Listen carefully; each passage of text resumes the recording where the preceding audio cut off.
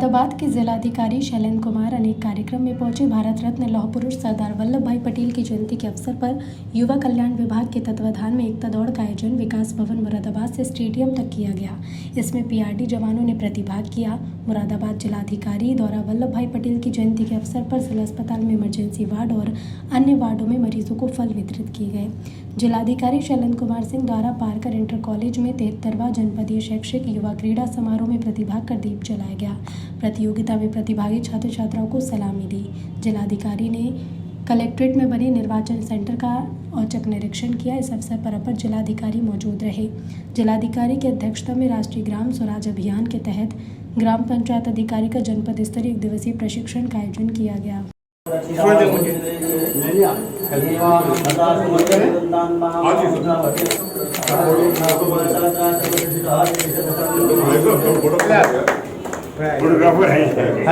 इसकी क्या खासियत है सर, जरा बताइएगा। अच्छा, आकाश को बुलाओ। आकाश ओम भद्रं गणेश शृणुयाम देवा भद्रं पश्येम क्षेमजत्रा स्थिरे रंगे कृष्णभागं स्वस्तनु विपश्ये महिदेव इदं ददायु। पंडित जी दीपक जलाइए। राजा सोमनाथ खान जागा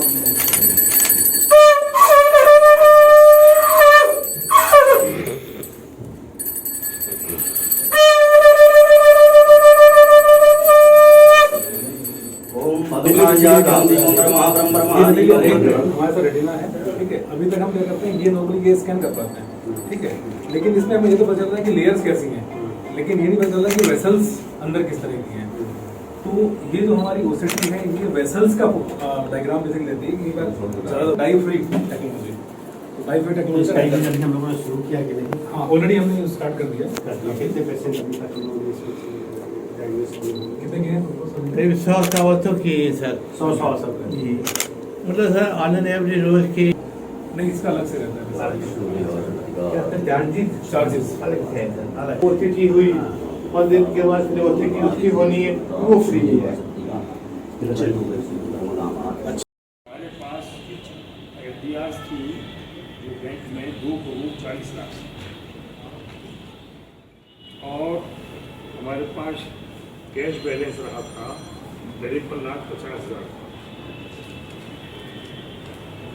बाद में अब हमारे पास इस फाइनेंशियल ईयर में जो नेट जनरेशन हुआ वो हुआ 7,04,890 रुपये। जो हमें मिला वो डेप्रिसिएशन हमें मिला 21,19,975 रुपये, जो इनडायरेक्ट इनकम में 45 लाख रुपये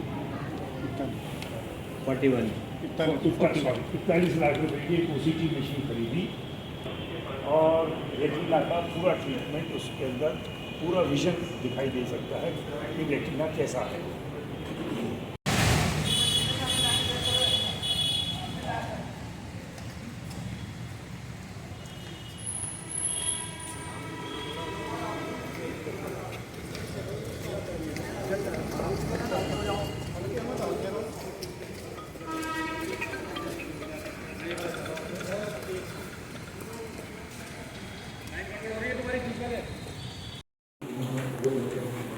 सारी इतना में हमारी 2.5 सीआर का मार्केट वगैरह हॉस्पिटल में इकट्ठा हो गई है।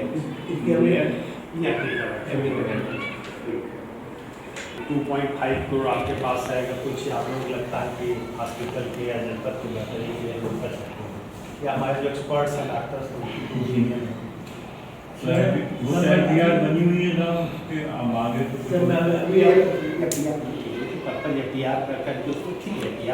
पढ़ने से हम लोग नहीं सोचेंगे तो सोचेंगे तो अगर आपका पैसा सोच लिया जाए, नेट आपको इतनी सेविंग हो जाएगी। मतलब सेविंग हो जाएगी। We will recover in within 5 years so that the amount we should be 3 to 4 years will recover that। अब ये देखिए कि पूरे साल में आपकी इनकम 60 लाख है, तो हम चाहेंगे एक्सपेंडिचर भी उसी लिमिट में रखा जाए। पुराने डिपाइट को हम मतलब भाई जितना कमाए उतना खर्च करें, वहाँ तक तो आज़ादी ही होती है। तो by that time we will benefit. और ये जो 6 महीने का हमारा टाइम है, इसमें भी लाभ है। मतलब ये आई थिंक हम भी ट्राई करेंगे। हाँ, प्रीवियस आदमी कोशिश करेंगे। हाँ, प्रेजेंट में जो आपकी अर्निंग होती है उसमें 16 लाख आते हैं। जो भी इसमें से एक आइटम चाहे उसको कट करके उसको आगे की सोच सकते हैं। आप लोगों को कोई सजेशन हो बताएं, कोई फीडबैक आप लोगों के पास हो। अच्छा, जो ओरल क्लास कोई नहीं कोई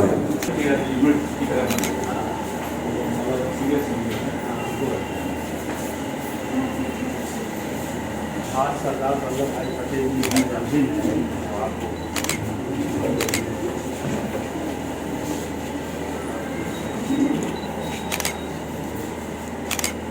ये प्रसाद है ना। आ जाओ आ जाओ आ जाओ आ जाओ।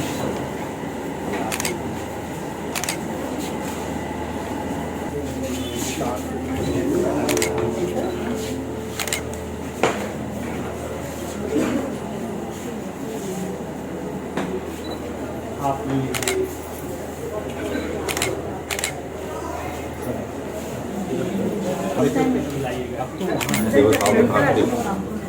इस बच्चे को वल्लभ भाई पटेल जी का वो है।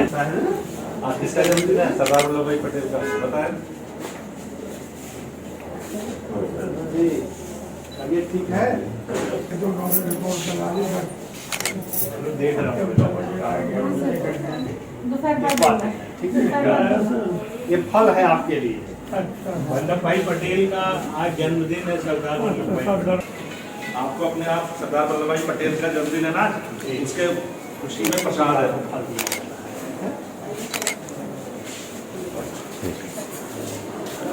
आप ले लीजिए, फल है इनके लिए। ठीक है, आज वल्लभ भाई पटेल जी का जन्मदिन है, इसलिए आपको फल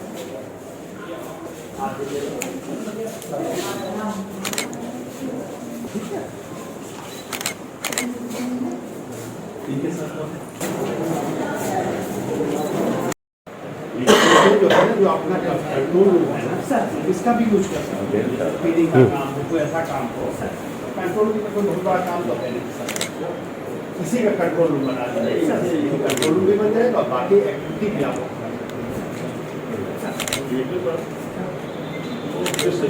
नॉमिनेशन हुआ वो फाइल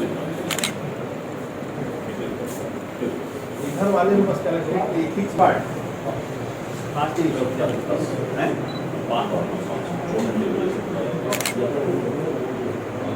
नहीं, एक आपके फ्लोर पर कितने वार्ड लेना चाहते हो?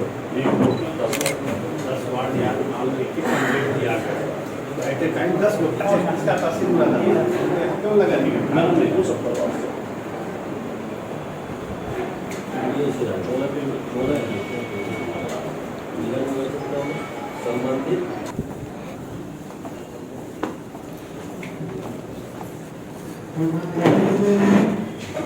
यहाँ आजकल क्या काम चल रहा है यार?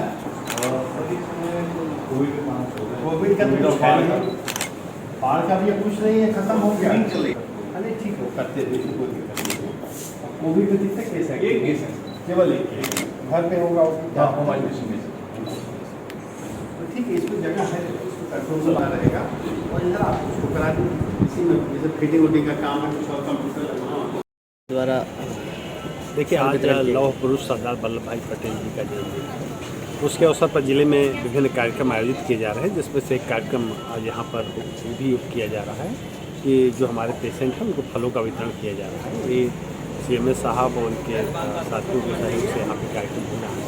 वैसे जिले में विभिन्न कार्यक्रम हो रहे हैं, अभी सुबह रन रेस भी हुई थी, आज शपथ ग्रहण भी हुआ है। और निश्चित रूप से इनका जो देश के प्रति योगदान रहा है, उसके प्रति ये जो सम्मान हम लोग सभी लोग प्रदर्शित कर रहे हैं देशवासी, उनके त्याग के सामने बहुत छोटा है। तो मैं इस अवसर पर सभी जनपदवासियों को बहुत बहुत बधाई। देखिए, अभी शुरुआती दौर में भी वोटर लिस्ट का आज ड्राफ्ट पब्लिकेशन हो रहा है और कल से लेकर के 7 तक कोई भी वोटर लिस्ट में अपनी आपत्तियां दे सकता है। उसके बाद वोटर लिस्ट का फाइनल पब्लिकेशन होगा और हम लोग इस हिसाब से तैयारी कर रहे हैं कि 15 नवंबर के बाद कभी भी राज्य निर्वाचन आयोग द्वारा चुनाव कार्यक्रमों की घोषणा की जा सकती है। तो उसको दृष्टिगत रखते हुए कहाँ नामांकन कराया जाएगा, नामांकन के समय क्या क्या व्यवस्थाएँ होंगी, नामांकन के संबंधित जो अभिलेख है उसकी तैयारी है। उसके बाद फिर नेक्स्ट पेज आता है जो हमारी पोलिंग पार्टियां हैं उनकी रवानगी पोलिंग पार्टियों की ड्यूटी लगाया जाना, फिर उनकी रवानगी, फिर वापसी में मटेरियल आदि जमा करना और फिर काउंटिंग। तो इस पूरे प्रोसेस के लिए हम लोगों ने अपनी तैयारियां शुरू कर दी है और आज शाम तक हम लोग वोटर लिस्ट का ड्राफ्ट पब्लिकेशन भी कर रहे हैं, जिससे अगर किसी व्यक्ति का नाम छूट गया है किसी कारण से तो उसके लिए नाम बढ़ाने के लिए फॉर्म भर करके अपना आवेदन कर सकता है। इसी तरह से अगर कोई गलत नाम जुड़ा हुआ है तो उसको काटने के लिए भी आवेदन किया जा सकता है और नामों में कोई संशोधन है तो उसके लिए भी आवेदन किया जा सकता है। सर आरक्षण के लिए कब तक? देखिए, आरक्षण की प्रक्रिया शासन से तय होती है। जो जिले स्तर से सूचनाएं मांगी गई हैं 4 तारीख तक, उसको हम लोग 4 से पहले भेज देंगे और बाकी आगे की कार्रवाई शासन स्तर से होती है। तो शासन से जैसे ही आरक्षण जारी होगा हम लोग उसकी सूचना अब तक अवगत कराएंगे। आज आपके द्वारा कोविड एंड कमांड सेंटर का भी देखिए, कोविड कमांड सेंटर में जैसा हम सभी लोग जानते हैं कि कोविड के केसेस कम हो रहे हैं, तो इस सेंटर में चूँकि सारी सुविधाएं हैं तो आगे चल करके ये जो नागर निकाय के चुनाव होंगे इसका भी कंट्रोल रूम हम ही रखेंगे, जिससे कि कोई भी दिक्कतें आती हैं हमारे कार्मिकों को या आम जनमानस को तो हमारे कंट्रोल रूम के माध्यम से अपनी बात रख सकता है, उसका निदान करें।